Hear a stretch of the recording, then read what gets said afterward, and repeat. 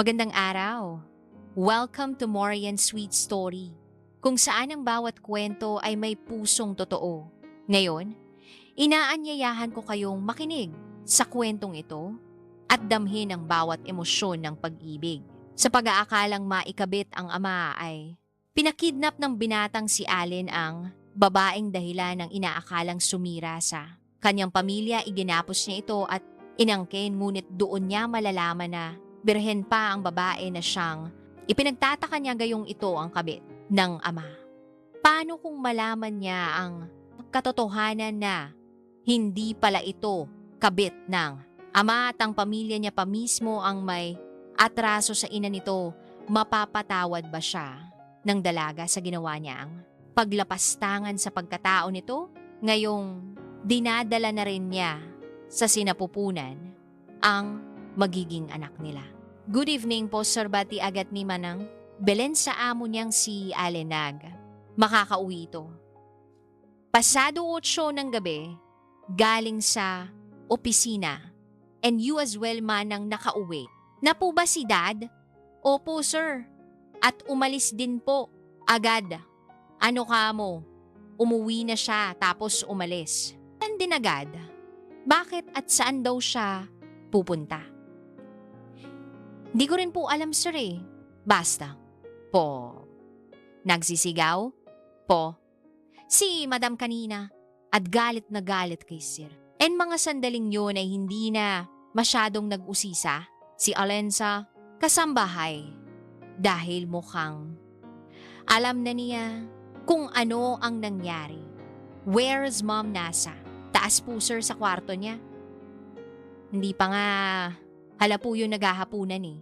Okay, maglagay ka ng food si Treya at isunod mo agad si Itas. I'll talk to her. Yes po, sir. Napahinga ng malalim ang binata at dali-dali nang pumanik sa silid ng kanyang mga magulang pagdating sa tapat ng pinto. Ay akma niya na sanang pipihitin ng seradura nang marinig niya ang pagikbi ng ina. Ilang segundo rin niya yung pinakinggan hanggang sa napagpasyahan niya ng katukin yon. Ma'am, are you there? San, Allen? Yes, I'm your anak. Pumasok ka.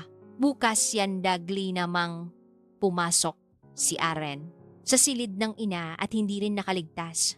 Sa mga mata niya ang pagpunas ng ina sa kanyang luha. Ngayon ka lang ba dumating? Are you hungry? Kumain ka na ba, ma? Umiiyak ka ba, no? Anapulang ako? Oh, come. On, ma'am, oh. Excuse na po yan. Sinabi sa akin ni Manang sa baba na galit na. Galit dav po kayo kay. Dad, bakit she? Umalis, nag-away na naman ba kayo? Hindi. It's just that. Just what? Nag-text na. Naman ba ang kabit niya at pinuntahan? Kanya agad leaving you here frustrated. Sumusobra na talaga siya. Nakita ng ginang ang pagkuyom ng kamuni. Allen kaya doon na hinwakan ng kanyang ina ang kanyang kamay. Anak, huwag kang magalit si daddy mo. Away namin, to away. Niyo na pati ako damay. Mamalam kong matagal nang may babae si dad. Rinig ko ang mga pag-iyak mo gabi-gabi. Huwag mo na siyang pagtakpan pa. At kapag nalaman ko kung sino ang babae niya, I'll make sure she regret being a mistress. Na tigilan naman sila sa pag-uusap. Nang pumasok si Manang Bill ng daladala ang tray na may lamang pagkain. Sir, ay na po yung pinapadala ninyo, madam, kumain. Na po kayo? Salamat, Manang Bilin, ilapag. Nyo na lang po dyan at pwede na po kayong umalis. Ayun naman ang ginawa ng matanda, ma'am, kumain na po kayo. Anong oras? No? Alis na muna ako. Wait, saan ka pupunta, anak? Please. Huwag ka namang gumawa ng gulo, ay ma'am, kikitain ko. Lang si Ayon nag-ayang. Makbar yung kanina. Pero tumanggi ako ngayon, mukhang kailangan ko pala. Sige na po, kumain na. Po kayo para makapagpahinga na don't wait for him at huwag mo na rin akong hintayin, hinalikan muna ni Allen ang ina. sa noo bago tuluyang umalis dire-diretso siya sa kanyang sasakyan. At bago yun, pinaandar ay tinawagan niya muna si Ayon. I'm on my way, yun lang at pinaote na. Ang sasakyan pagdating sa bar, saktong nakita niya ang kaibigang si Iona. Nasa VIP seat na may nakakandong na babae. Hey, dude, what happened? Bakit yata bigla-biglang nagbagong isip mo? Pagod na? Nga ako sa trabaho? Sinalubong pa ako ngang init ng ulo. Wow! Kailangan mo pala ng maraming alak? Gayong gusto. Morimba? Negababay naman? Okay din babe, doon ka muna. Okay lang ba? Lalapitan na lang kita nakapaghanda nga. Kwarto pilong. Saan niyon sa babaeng nakakandong sa kanya ng makaalis na? Ang babae ay doon na nag-order ng maraming alak si Ayon. Ano bang nangyari? Kasi for the time Ayon I saw mom crying. At dahil na naman yung kay dad sumusobra na siya, well, ilang years na ba at palagi pa rin si Tito ang pinoproblema ni tita tungkol na naman ba sa babae? Ting niya. Oo, ini. Tanin niya si ma'am para makasama ang babae. Niya, I swear to God, iyon. Kapak nalaman ko talaga kung sino ang babae niya, she will pay for re-winning our family. Teka, ano bang plano mo pinapahirapan niya ang mommy ko? So dapat lang napahirapan ko rin siya. Hindi ako papayag na ang mga kagaya niya lang ang sisira sa pamilya namin. Nagkakamali siyang pamilyang. Wawa sa akin may galit ang tono ng boses ni Allen at prigo siya sa balak niyang gawin sa kung sino mang babae ng kini niyang. Ama, mag-hire na lang tayo ng private. Investigator dude may kilala. Akong, magaling na. Investigador, sige kontakin mo si Jad. Kung available siya, sabihin mo, kontakin ako, kailangan naming mag-usap. Ang personal, sure, dude, no problem, hindi. Na umuwi si Allen sa bahay nila ng gabing yun at dumiretso na sa kanyang kondo. Kinabukasan nagising siya sa pagtunog ng kanyang cellphone nang makitang si Ayon. Ang tumatawag ay agad niya rin sinagot iyon panimula ni Yahe pare. Kakagising mo lang ba? Yeah. Medyo masakit pa nga ang ulo ko eh. Marami yata akong nainom kagabi. Hindi. Lang marami. Pare sobrang dami. Tuhat na ngang tanghali. Dua na agarang. Napatingin si Alin sa maliit na orasan. Sa side table, tsaka niya nasapo ang ulo. Pati ang pagpasok sa opisina, nakaligtaan niya dahil sa matinding hangover. Oo, tuna, kanina pa. Nga ako, tumatawag sao eh. OJZ, di na lang. Tango muna ako papasok sa office ngayon. Anyway, what's up? Bakit ka? Tumawa ko kasi nakontak ko na ang kilala kong private investigator interesado ka pa rin ba sa kanya? Yup, give me number. At ako nang mismo ang tatawag sa kanya, Sheng dude. Sige, isasend ko na nasabihan ko na siya kaya. Ikaw na ang bahalang magpaliwanag kung anong gusto mong ipagawa sa kanya. Trust, may alam magaling siya. Siguro nga kung uutusan mo siyang malaman kung sino. Ang unang babaeng natuhog ko'y malalaman niya tawa pa. Ay nito, sira ulo ka talaga. Hinihirit mo pa.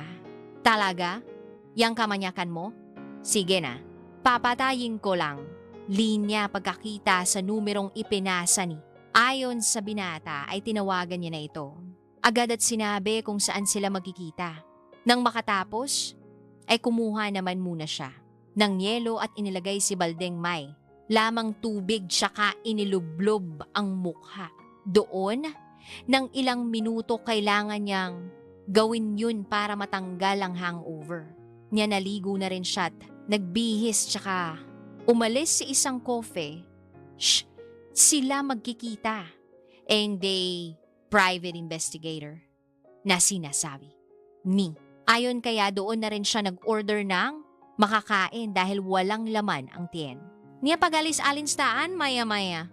Tinig ng isang lalaking nasa kanyang harapan nakasuot toan ng long sleeve, polo naka eyeglasses, at may kulot na puhok.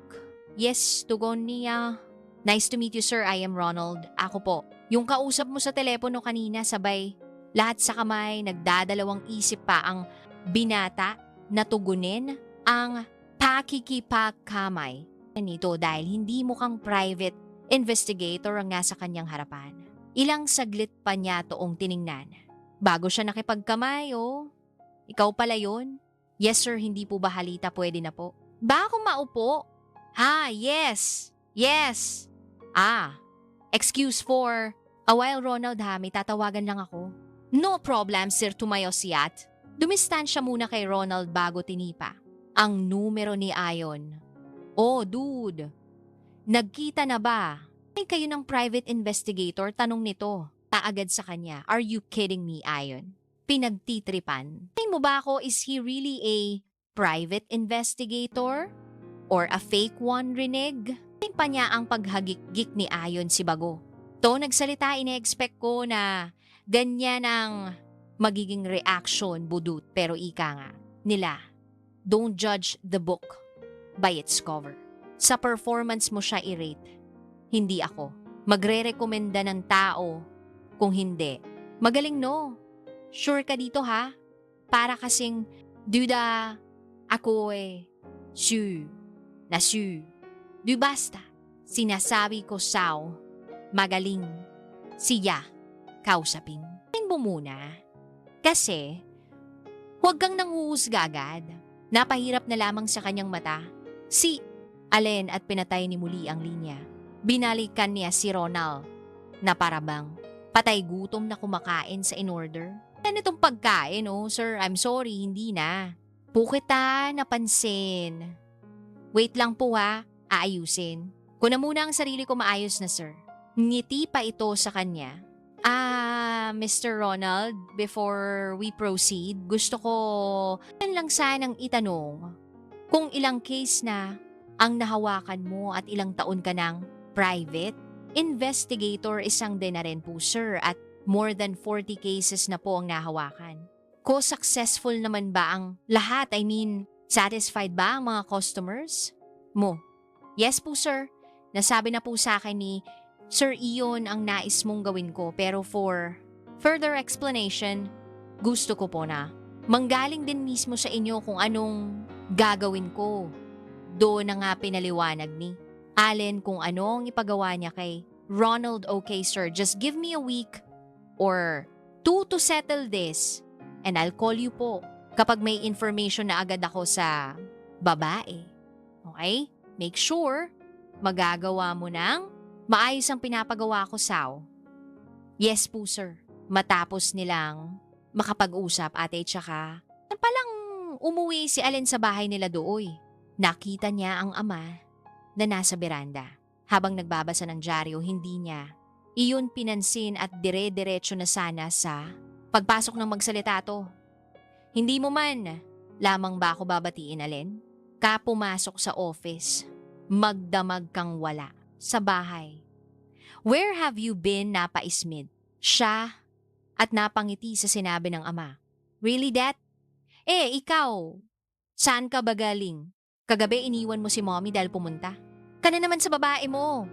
Why talking about, come on, Dad? Saan ka papupunta? Hindi ba't dun lang naman sa babae mo? Isa pa yan naman ang laging pinang-awayan niyo ni ma'am. Ba yung tungkol diyan sa babae mo?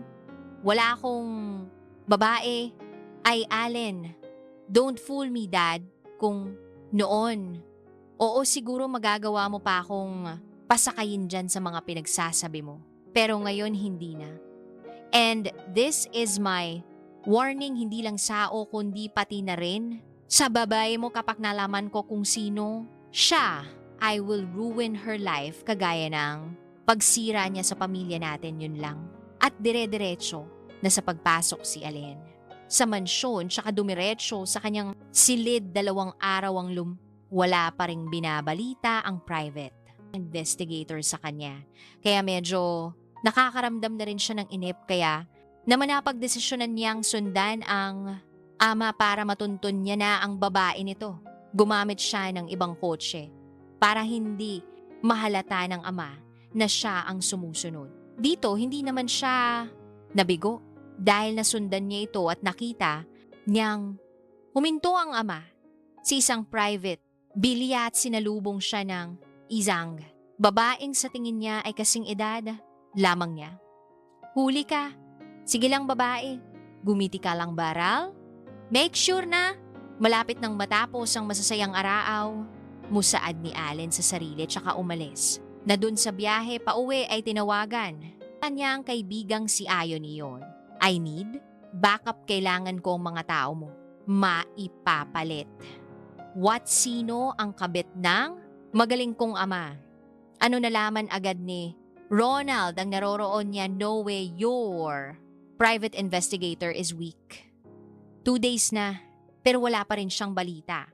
Hindi. Ko, nga alam kung bakit naghire pa ako eh. Kaya ko naman palang sundan si dad, hindi. Ko rin alam kung bakit ngayon ko lang to. Naisibdude magunus dile kang gatiyak. Alam ni Ronald ang ginagawa niya. Just wait for his confirmation. No, iyon I saw them with my 2 eyes. Sobrang sep nga ng babae. Pagdating ni dad, pero dito na magtatapos ang masasaya. Niyang araw. Hey wait, what are you planning to do? Don't tell me papatayin. Ay mo siya. Oh no, no man, you can't do that. Hindi masyado naman jata. Siyang siniswerte. Kung ganun na lang yung gagawin ko sa kanya ang gusto ko. Pahirapan siya. Hindi tapusin siya. Hindi ako mamamatay tao iyon. Well, at least, nakahinga ako ng maluwag dahil dyan ha. Okay. Ikaw ang bahala de ilang tao ba ang gusto. Ay mo 3. Same price easy send ko sa'yo ang address kung saan nila dadakpin ng babae at kung saan nila dadalhin, hintayin ka mo nila ang senyales. Ngayon ko, bago sila magtumo doon, I'm sure nandoon pa si Dad Kipare sa kabilang banda naman ay ang dalagang si Maxina. Masayang masaya habang tinitingnan ang daladala ng ninong niyang si Rafael. Dahil makakapag-aral na siya sa ibang bansa. Salamat talaga ninong ha. Hindi ko po talaga alam kung paano pa po ako magpapasalamat sa inyo. Para ko na po. Talaga kayong tatay simula pa naman. Nung elementarya ako ay kayo na po ang sumusuporta sa akin. Salamat po talaga. I'm sure masayang masaya si mama sa mga nangyayari ngayon sa buhay ko kung nasaan man po siya. Ngayon, nakangiti. Niyang wikayu, deserve all of this iha. Sige lang next month aasiuin ko. Na, ang mga papeles na kakailanganin mo para sa pag-alis mo. Basta, wag na wag mo. Lang akong kakalimutan ha. Oo naman po. Ikaw pa ba salamat talaga, Ninong? Musika, musika, musika, musika. Masaya si Maxian. Dahil ito naman talaga ang gusto niyang makapag-aral sa ibang bansa. Hindi man niya alam kung bakit na lamang ang malasakit ni Rafael sa kanya. Dahil ang lagi nitong sinasabi ay utang. Niya ito sa nanay niyang namayapa na, pero masaya pa rin siya lalo na't alam niyang unti-unti nang nabibigyan ng kulay ang kanyang mga pangarap. At kapag nangyari iyon, isa si Rafael sa mga taong pasasalamatan niya dahil sa kabaitan nito sa kanya kinagabihan. Matapos ay makapaghanda ng hapunan ng dalaga, ay kumain na rin siya agad at nag-ayos. Uy, may basura pa pala dito. Nakalimutan ko. Yatang ilabas. Naiiling niya ang wikat. Wala na ring nagawa. Kundi kunin ang mga basurang naroon para mailabas na, ngunit hindi pa man siya nakakaladyo. Ay ganun. Na lamang ang gulat niya nang makitang may 3 lalaking tila ba siya ang pakay nakasuot ng maskara ang mga ito. Kaya doon na bumilis ang kabog ng kanyang dibdib dahil alam niyang masama ang pakay nito sa kanya sino kayo sa kinakabahan niyang wika akma na sana siyang papasok muli sa loob ng bahay. Pero huli na ang lahat dahil nahawakan na siya ng isang lalaki. Tinakpan ng panyo ang kanyang ilong dahilan para mawalan siya ng malay. Nagising si Maxine sa isang malaking silid na dimanggilaw. May figura ng lalaki siyang nakikita sa paan ng kama na hinihigaan niya at akma. Na sana siya gagalaw ng mapagtanto. Kanyang nakatali ang magkabila niyang, "Kamay sino ka? Pakawalan mo ako dito." Matapang niyang sat. "Oh, gising ka na pala, ang tagal mo namang majizing. Alam mo, gusto sana kitang tikman eh. Kaso walang thrill kapag ganon. Mas gusto kong gising ka kapag ginawa ko yun sa'yo. Para may maingay.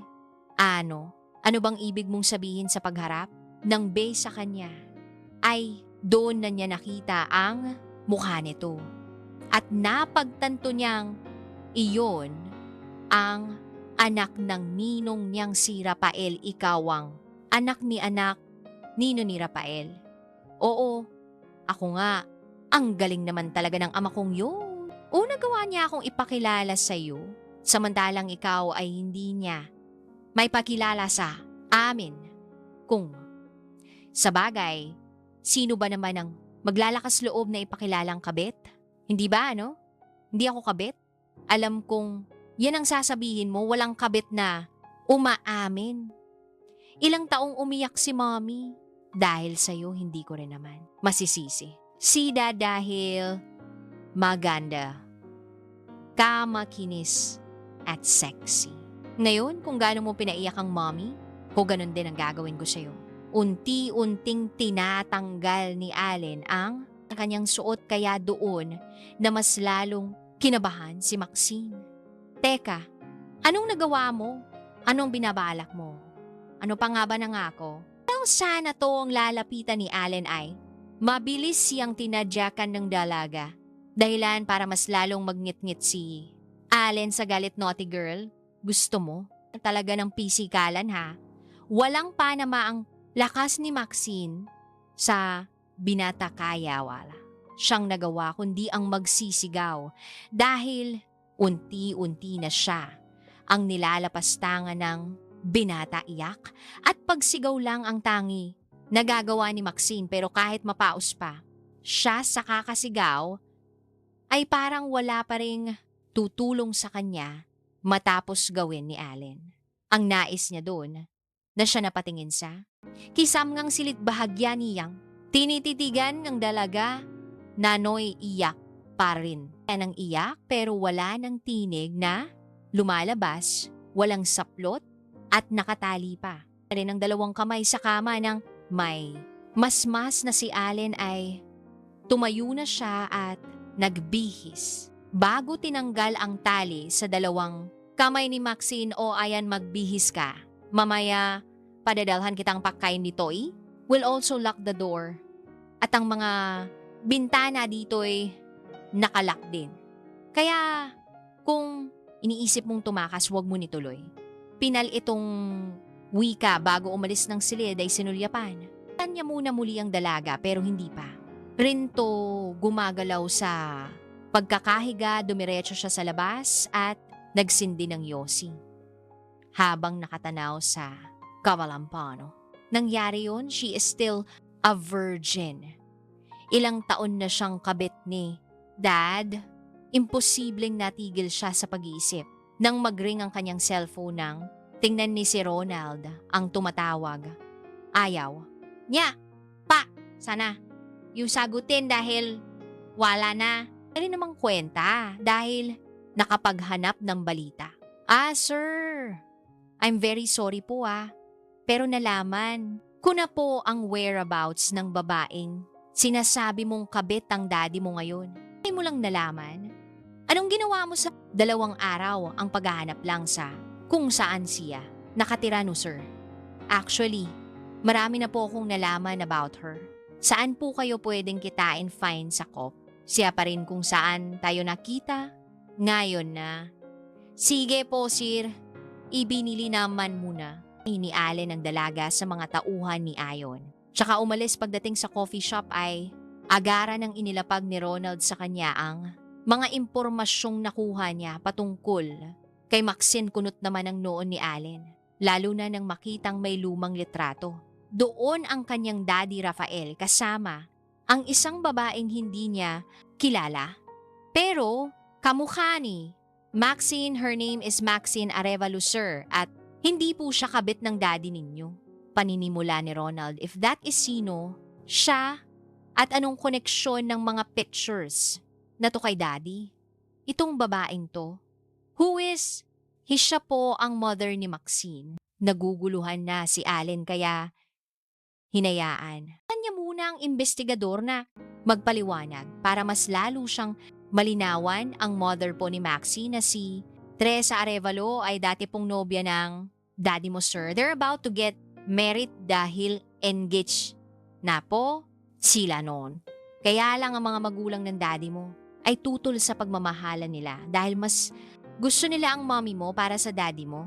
Kaya naman ang ginawa nila, sinetop nila si Teresa nila Sing at nag-utos ng tao para pagsamantalahan toto nakbunga yon at si Maxine po ang batang iyon. Nagalit ang daddy mo kay Teresa not knowing na wala. Din siyang alam sa nangyari. Nakipaghiwalay ang daddy mo sa kanya dahil na rin sa sulsol ng mga magulang niya at doon na nila ipinasok ang mommy mo. Si Exena, hindi mahal ng daddy mo ang mommy mo at napilitan lang pakaslan to dahil nabuo ka sa loob ng sinapupunan niya. At ang masakit, ang dado mo mismo ang nakaalam na setup lang ang nangyari sa ina ni Maxine at ang may pakananon ay ang mga magulang niya kasabwat na ang mommy mo. Mahabang paliwanag ni Ronald. No, that's not true. You're just making up things. Kung duda po kayo, sir, pwede nyo pong itanong sa mommy ninyo nang malaman nga po ng daddy ninyo na setup ang nangyari. Hinanap niya si Teresa at nakita niya ito, pero itinigil na nila ang relasyon nila dahil hindi na pwede. At matagal na panahon na rin ang nakalipas na matay si Teresa sa sakit. Pero bago yun, nangako muna si Rafael na babawi siya at itutuwid niya ang pagkakamaling na gawa ng mga magulang at asawa niya sa pamamagitan ni Maxine. Kumuha at nagbayad si Rafael ang tao para may mag-alaga kay Maxine at pinatira niya si isang pribadong bilyas suportado. Niya ang pag-aaral ng bata hanggang sa makapagtapos to na kolehiyo, pero dahil na pangarap ni Maxine na makapag-aral sa ibang bansa ay yun na ang kasalukuyang ginagawa ng paraan ng daddy mo. Pero sir, alam po ng mommy nyo noon pa ang pagsusuporta ni Rafael kay Maxine dahil nang malaman niyang kasabwat ang mommy mo sa pagpapagaan. Yun lang ang tanging paraan para makabawi siya dito. Ibig sabihin, alam ni ma'am na hindi kabit ni dadang lagi niyang pinupuntahan.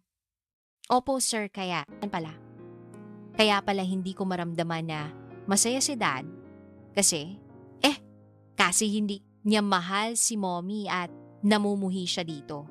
Opo. Sir, sige Ronald, I will transfer you the amount. I promise you ngayon, itigil mo na ang pag-iimbestiga. Hindi ko na kaya. I did something horrible today. Ano pong ibig mong sabihin, sir? Ngunit imbisa sumagot ay nagmamadali lang lumabas si Allen sa coffee shop at naluluha habang nagmamaneho pabalik sa bahay kung saan niya iniwan ang babaeng si Maxan. Pagpasok sa silid ay naabutan niya pa ang isang tauhan ni Ayon na sinusubukang pakainin ang dalaga. Pero ayaw talaga nito, kaya doon na nito sinampal ang babae. You jerk! Itigil mo yan, sigaw niya. Sa lalaki, sorry sira ang hirap pakinin. Umalis ka dito kung gusto mo pang mabuhay kayong lahat.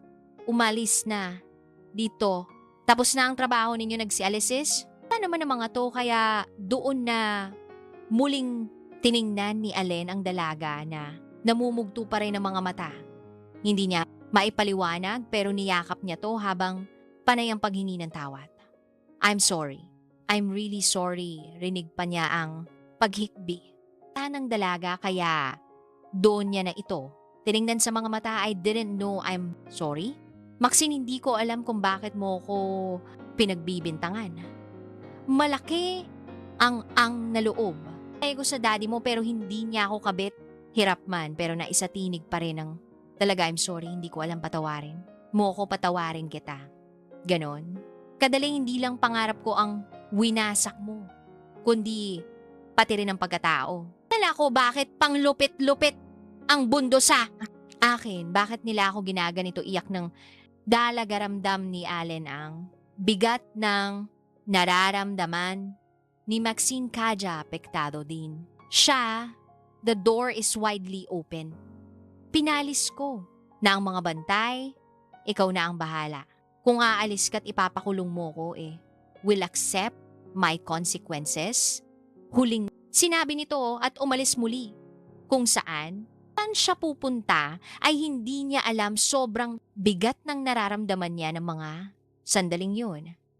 Ang dami niyang revelasyong nalaman patungkol sa kanyang pamilya.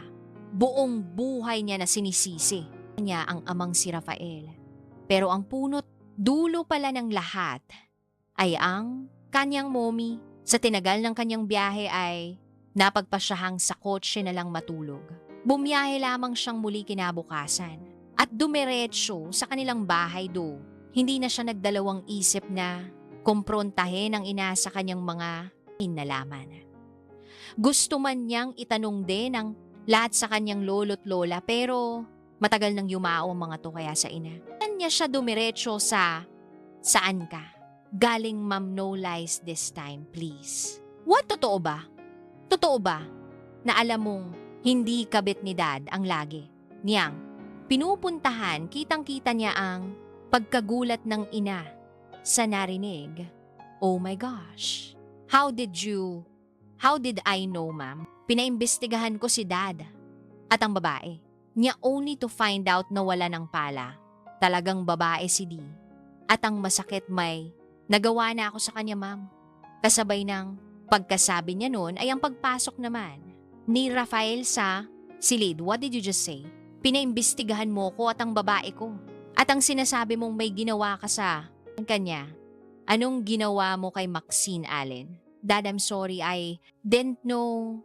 Ano ang ginawa mo sa kanya? Answer me, ah. I kidnapped her. I took advantage on her. Akala ngunit hindi pa natatapos ni Allen ang sasabihin ng suntukin na siya ng ama na sobrang lakas. Oh my gosh, Rafael.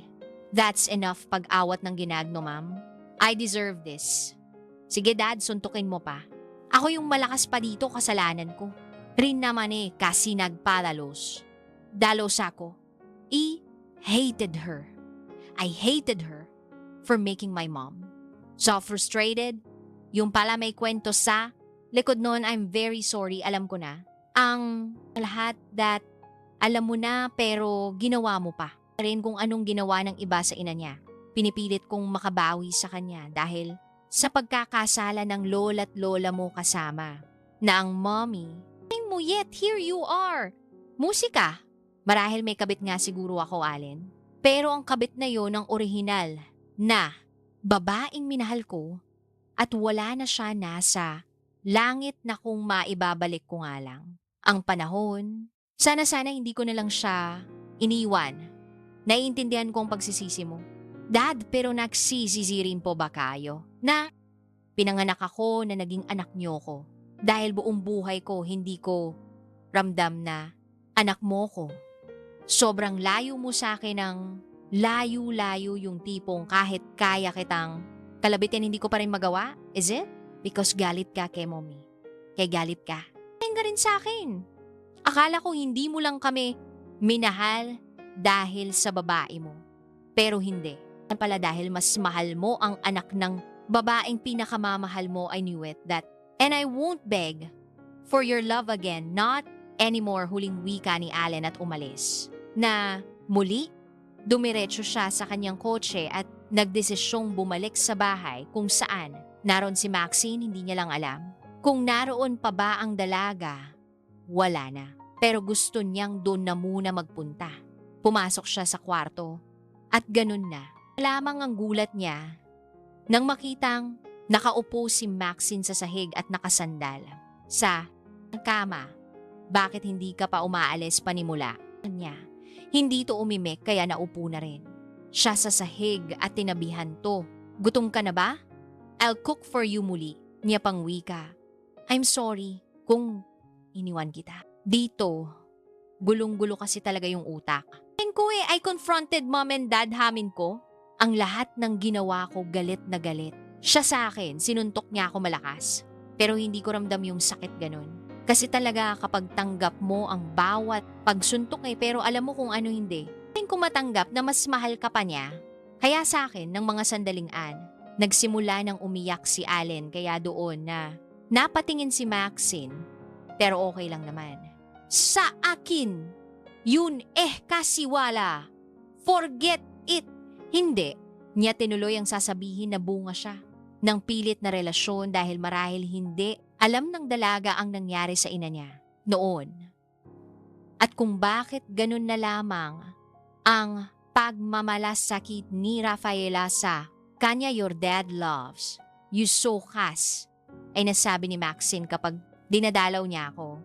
Lagi niyang pinagmamalaki at kinukwento sa akin, ikaw, kaya kita nakilala kapag nakakakuha ka ng medalya dinadala niya sa bahay at pinapakita niya sa akin manak ka raw sa kanya at dapat ganon din daw. Ako mabait na tao si Ninong Rafael kaya utang na loob ko sa kanyang lahat para ko nga siyang tatay dahil sabi niya tinutulungan daw niya ako dahil may utang siya kay mama. Ewan ko ba kung gaano kalaking utang niya at hanggang ngayon hindi pa rin matapos-tapos ang pagtulong niya sa akin pero thankful pa. Rin ako hindi mo lang siguro nakikita yung pagmamahal ng daddy mo sa'yo dahil nakafocus ka sa pag-aakala mong may kabitsya. Maxine, I'm sorry, ipakulong mo na. Ako gusto ko magawin yun. Pero hindi ko kaya anak ka ng tao naging dahilan kung bakit ako nandito ngayon, kung bakit unti-unting nagbago ang buhay ko. Masakit para sa akin yung ginawa mo. Dahil kasama ng daddy mo, nirerespeto ko rin ang pamilya niya, lalo ka na at sana, hindi ako nagpadalos-dalos. Forgive me. Hindi ko alam kung kailan nakita mapapatawad pero sana wag mo muna. Akong pilitin iya ni Maxine dito matapos. Ay nilang makapag-usap ay umalis na rin sa harapan mismo ni Allen. Hindi niya alam kung saan to pupunta probatit niyang aalis na to sa bahay. Hindi niya na rin to sinundan pa dahil hindi naman talaga kapatawarang ilang araw at hindi na muna siya umuwi sa mansyon. Panay ang pagtawag ng mommy at daddy niya pero hindi niya sinasagot. Maski si Ayon ay tumatawag din sa kanya. At ito lamang ang kanyang kinakausap. Dude, nasan ka ba? Tinatanong ka ni tita. Tito sa akin tsaka nasabi na sa akin ni Ronald ang lalaman niyang impormasyon. Dun sa sinabi mong babae ni Tito. Pinagsamantalahan ko siya iyon. What? Why did you do that? Kasi ang plano ko, dalawin siya at ikulong pahirapan pero nalaman ko ang lahat kay Ronald labis. Akong nagsisipar. Pero huli na ang lahat. Ngayon, hindi ko talaga alam yung gagawin ko. Nasan ka ba kasi pupuntahan? Kita diyan? Para may makausap ka wag munang alamin. Iyon, hindi ko na muna sasabihin. Uuwi rin. Naman ako pero siguro wag na muna. Ngayon pinal yangang wika. Samantalang si Maxinamay, pilid pa rin ginagawang normal ang kanyang araw-araw. Nakausap na rin niya si Rafael at panay ang paghingi nito ng tawad. Wala naman siyang magawa, kundi ang itian lang nito o ngitian lang ito kahit pilit lang ngunit dahil ayaw niyang mamuhay sa mabait na pangyayaring iyon ay napagpasyahan niyang ipagpatuloy pa rin ang planong pag-aaral sa ibang bansa. Pero ang lahat ng planong iyon ay biglang natigil nang malaman ni Maxine na nagdadalang tao siya at sigurado siyang si Allen ang ama noong unay inililihim niya pa yon kay Rafael Peroen. Hindi na siya natuloy pa sa ibang para saning mag-aral ay doon na rin niya pinagtapat dito ang totoo. Dahil nga doon, panay na ang pag-contact ni Rafael sa anak ayaw niyang katulad ng ina ni Maxie na si Teresa ay lumaki din ang anak ni Maxie na walang ama. Lumipas ang 2 buwan ay tsaka pa lamang napagpasyahan ni Allen na bumalik sa mansion at harapin ang realidad. Hindi naman siya pwedeng magtago na lang habang buhay dahil nakasalalay sa kanya ang kumpanya ng kanilang pamilya. Ngunit pagdating niya sa mansyon ay isang nagbabagang suntok agad mula sa ama ang sumalubong sa kanya. Dad, sa gulat na gulat niyang wika. Lintik ka. Mabuti naman at naisipan mo pang umuwi. Alam mo ba, buntis si Maxine. At ikaw ang ama, buntis po si Maxine malamang. Alam mo, kung anong ginawa mo sa kanya, Allen. Please, wag na wag mong uulitin ang pagkakasala ng pamilya natin sa ina ni Maxine. She doesn't deserve it. Where is she, that Seb? Ayaw niyang ipalam sa'yo, pero you need to know hindi. Nagsayang pa ng oras si Allen at nakmadali.